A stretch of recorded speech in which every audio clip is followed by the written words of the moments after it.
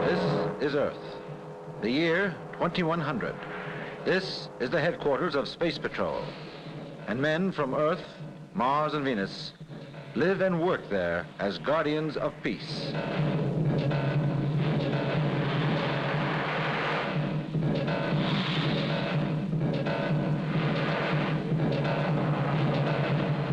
This has been the most peaceful morning I've had for weeks.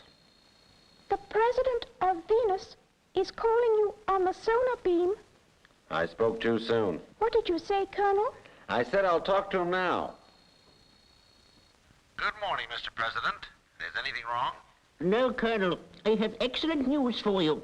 Professor Borra is with me, and he has invented a new defense weapon. Tell the Colonel about it yourself, Professor. My invention is a mechanical eye which blows up anything that comes within 3 miles of it. How does it work? Every type of metal that comes from friendly planets like Earth, Mars, and Venus have been given a special code number. And these numbers have been put inside the eye. So that means your machine won't destroy any metal from these 3 planets. Exactly. But it will destroy metal that comes from anywhere else. Where is this machine? It has been placed on a hill overlooking our capital. If any alien spacecraft tried to approach Cresta now, it would be destroyed. I'd like to see a demonstration. We have made some rockets of Uranus steel. These will be fired at the eye, and when they are 3 miles away from it, the eye will blow them up. Fire them, Professor. I'll watch on my scanner.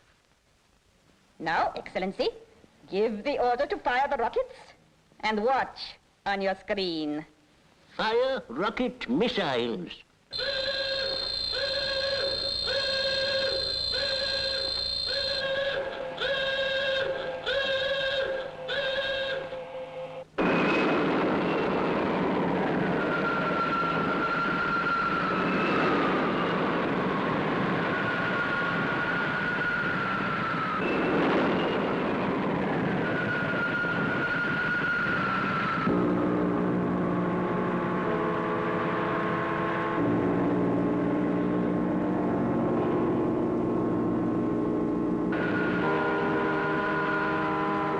In a few seconds, the rockets will be in range of your invention. And then they will be destroyed.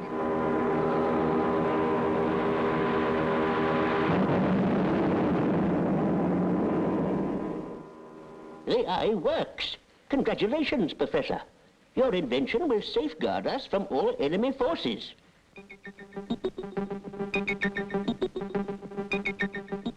That eye is fantastic. No metal, unless it comes from Earth, Mars, or Venus, will be able to get within 3 miles of Cresta. Galosphere 347 is calling on the sonar beam. Dart wishes to speak with you. Put him on the screen. We've completed our routine orbit around Venus. Is there anything else you want us to do? No, Dart. Come back to Earth and take a week's leave. Would it be all right if we spent our leave in Cresta, sir? It's Slim's home, and he hasn't been there for 2 years. I don't mind where you spend your leave. Thanks, Colonel. Then we'll head for Cresta. Order my monobile, Marla. I'm going to see General Smith.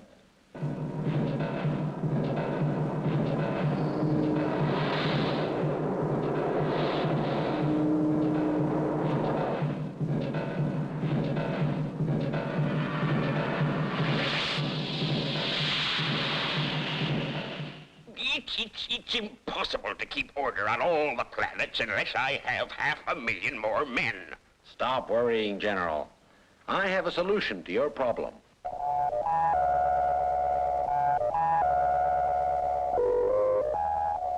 We're only 5 minutes from Cresta.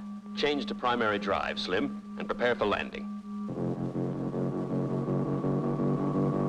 We'll have a mechanical eye guarding every city. No alien will be able to get near us. What happens if a friendly alien wants to land? We'd have to stop the eye working. Sounds a dangerous invention to me. You've nothing to worry about. The eye won't harm any metal made on Earth, Mars, or Venus. What's the joke? You're so friendly with Professor Haggerty, you become as absent-minded as he is. Why do you say that? Because you've forgotten about your galospheres. They're made of plutonite, and that comes from Pluto. If one of them went near the eye, they'd be destroyed. Good heavens. How could I forget a thing like that? You'd better get a special code for plutonite and see that it's inserted into the eye immediately. I certainly will. Wait.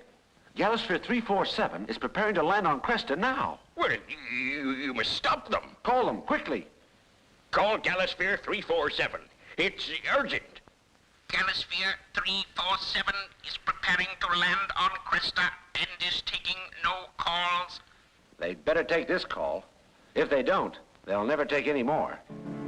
In another few minutes, they'll blow up.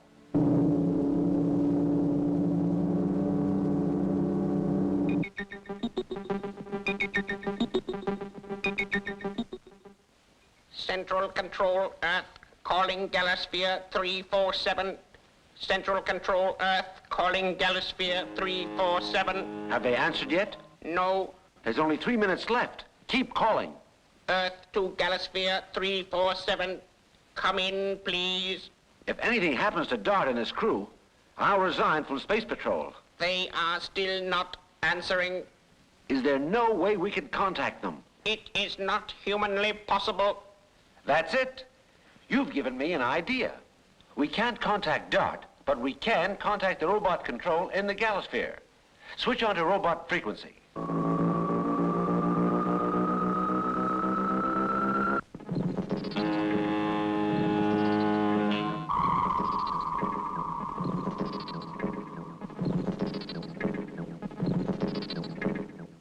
I will jam the controls of the robot. It's got to work. There's only 1 minute left.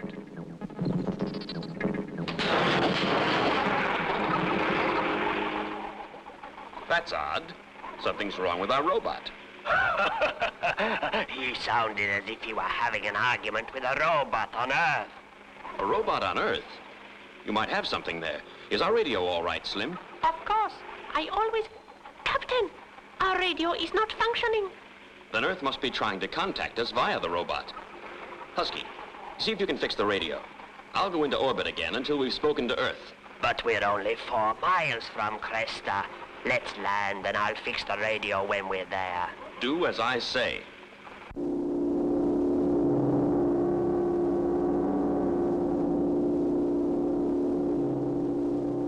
I wonder if there's anything wrong on Earth. Our transmitters are working again. Good.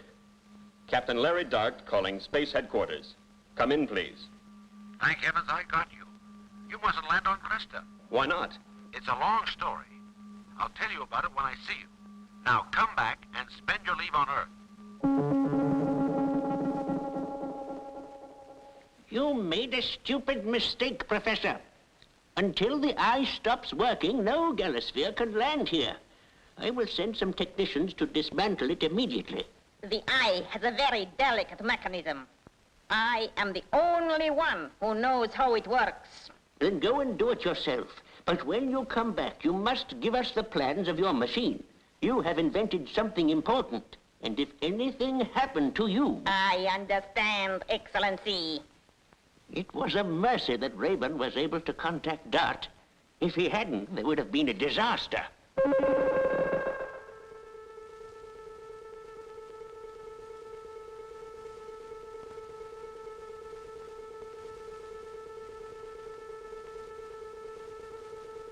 It was stupid of me not to remember that Galospheres are made of plutonite.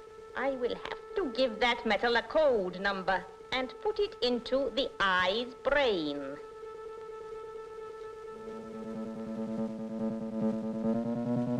What's wrong with this hover jet? I'm losing height. I had better land. I can't control it.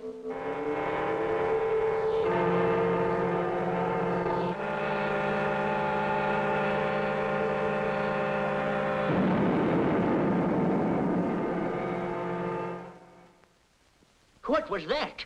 There's been an accident. The professor's hoverjet has exploded. Is he hurt? He's dead. Dead? This is a disaster. No one else knows how to stop the eye working.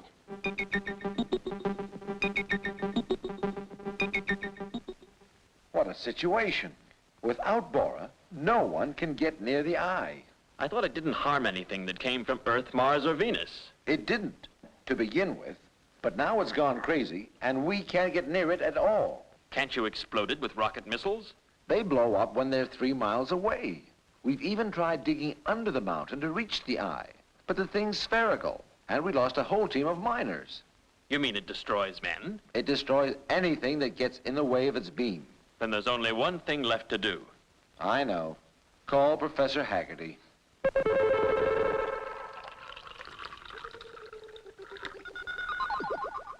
There. You've had your food for the day. It's funny to know it's talking to us, and yet we can't hear it. Bats talk, and we can't hear them either. Their voice is in the ultrasonic range like this little plant. Maybe it wants to go back to Uranus where it belongs. Colonel Rayburn's calling you. We're having trouble with that eye on Venus, and I need your help.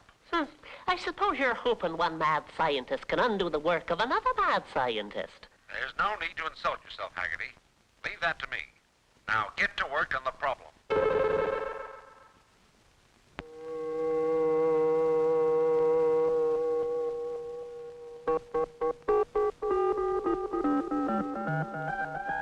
It is 3 weeks since Bora died, and no one has been able to get near the eye. People are afraid to come to Cresta, and our tourist trade is completely ruined. I know, and that means thousands of our people are out of work. I'll see if Rayburn has any news.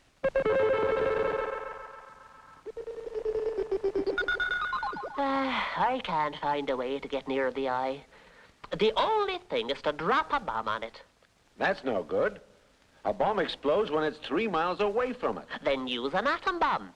If you drop it 4 miles away, the blast should destroy the machine completely. It'll also destroy the whole of Cresta. No, Haggerty. We must find another solution. Can I help you, Colonel? I'm afraid not, Gabbler. But I'm sure I can help.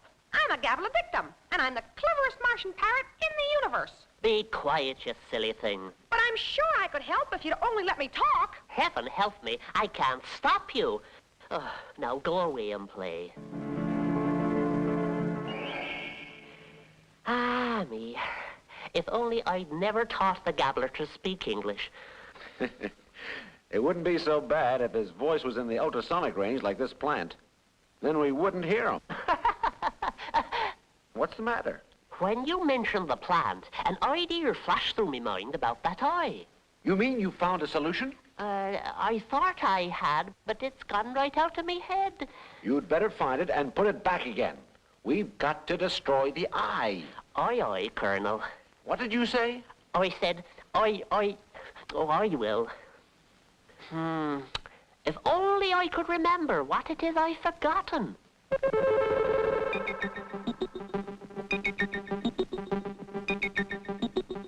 The manager of the United Galactic Steel Company wishes to speak to you. Put him through. One of my robot workers has gone crazy. There's something wrong with his mechanism and he won't obey me anymore. Don't worry. I'll see he's put out of action. Well, that won't be easy. Robots can't be destroyed by laser beams or gamma ray guns. We'll use ultrasonic sound waves. Are you joking? I don't joke about emergencies. Ultrasonic sound waves jam the robot's mechanism. Then send me a recording of those sounds at once. Marla, will you... I have already instructed the radio room to send an ultrasonic recording to Mr. Williams. If it isn't one thing, it's another. A crazy eye on Venus and a crazy robot on Earth. That's one thing we haven't tried yet. It looks as though we'll have to destroy this eye with the atom bomb. I think I have a solution, Professor. And what might that be? Ultrasonic sound. Of course. That's the idea I was trying to remember. When this plant talks, any robot that's close to it stops moving. If ultrasonic sound can stop a robot mechanism, maybe it can stop the eye. I'll tell the Venusian president to try it.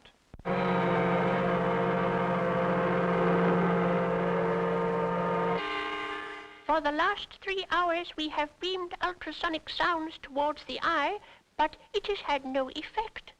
Then we are back where we started from. I've enjoyed my leave, Colonel, but I'll be glad to report back for duty. Have you any special mission for me? Not at the moment. The Venusian president wishes to speak to you, Colonel. I'll take the call here. The ultrasonic sound does not work. We cannot get close enough to the eye. Make the sounds louder. It is no use. Our atmosphere is different from yours, and Venusian air affects the sound waves. Our only hope is for someone to carry the sound equipment with them and try to get close to the eye. They'll be blown up. There is a chance that before the eye destroys them, the ultrasonic sound will destroy the eye. It's a big risk. I'm willing to try it. Our galosphere can hover 3 miles from the eye, and we'll beam the sound louder and louder and move closer while we're doing it. I'll take the chance that we can put the eye out of action before it blows us up. You are a brave man, Captain. If you succeed, everyone on Venus will thank you.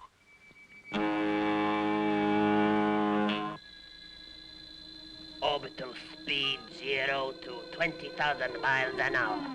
Speed maintained. Astro beam working. Check. Scanner viewer working. Check. Gamma rays on. Yoba rays on. All in order, Captain. Galosphere 347 is cleared for takeoff. Thank you, Marla. Takeoff program starting now.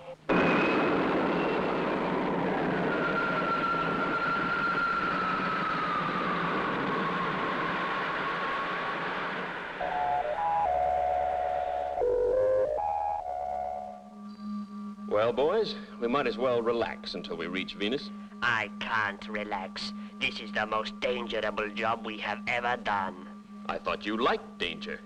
Only when it's over.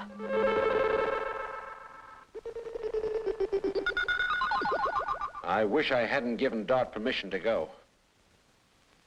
Well, Haggerty, say something. You're always disagreeing with me.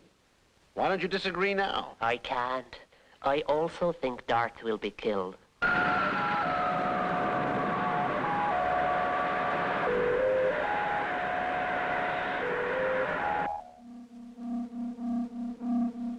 The ultrasonic sound is on this tape, and we've got to beam it through this loudspeaker. Do you think it'll work? Well, if it doesn't, we won't be alive to tell the tale. When I've got the galosphere hovering near the eye, you switch on the ultrasonic sound. As you increase the volume, I'll move in closer. I wish I could hear these sounds, but it seems as if nothing is coming out of it. Haggerty's given us a step-down transformer. If you switch it on, you'll be able to hear something. What a relief. Good. Now you've got nothing to worry about. Nothing to worry about, he says. I'm so scared I've got mouses in my stomach.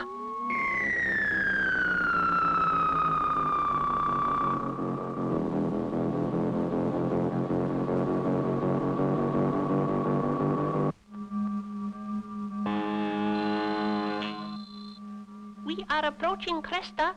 The eye is on the hill to your left. I've got it on the scanner. I'll get into position 3.5 miles from it.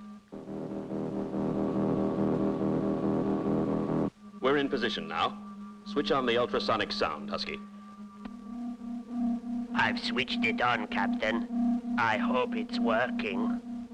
Switch on the step-down transformer, then you'll be able to hear it.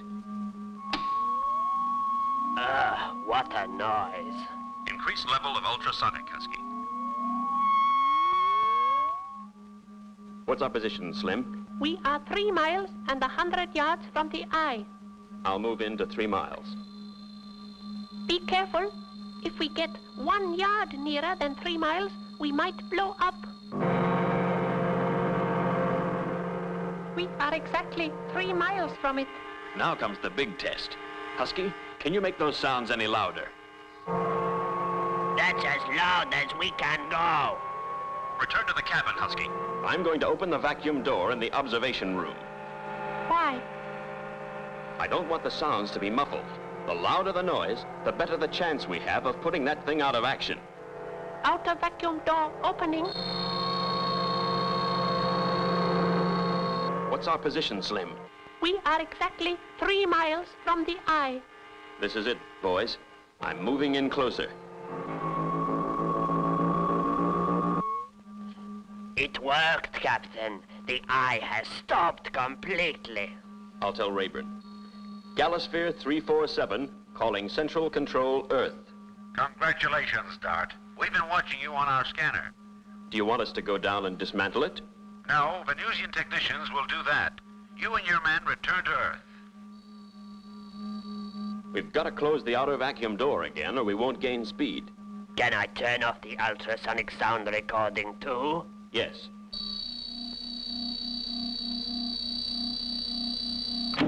That's odd. I thought I saw the eye move. It is moving. Quick, Slim. Open the door again. Husky, turn on the sound.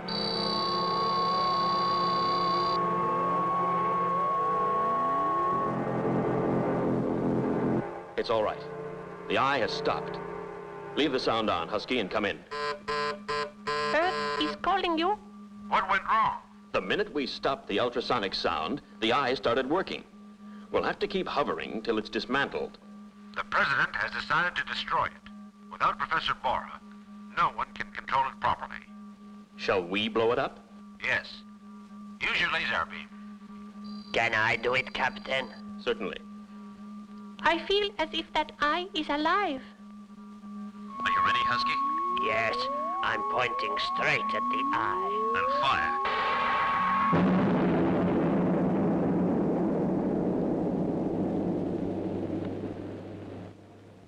Phew. What a relief that's over. Return to Earth, Dart, and we'll give you an extra month's leave. We're delighted with you. Who's with you, Colonel? No one. Why? Because you keep saying we. Somehow, we could not bring ourselves to mention the word I.